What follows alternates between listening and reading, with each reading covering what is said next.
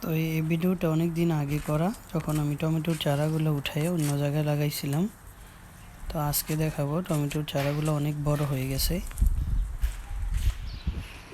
আসসালামু আলাইকুম, কেমন আছেন সবাই? আশা করি ভালো আছেন।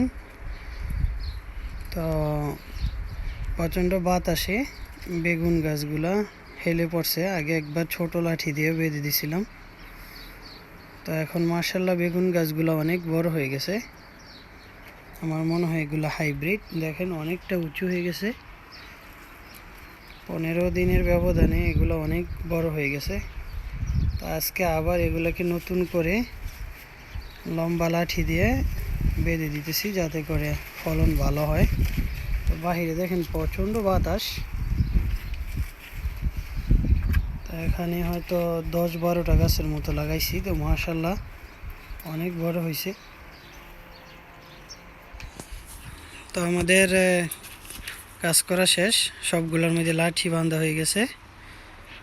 ভিডিওটা বড় হয়ে যাইতেছে, কারণ বেশি বড় ভিডিও দিলে আবার আপনারা দেখবেন না।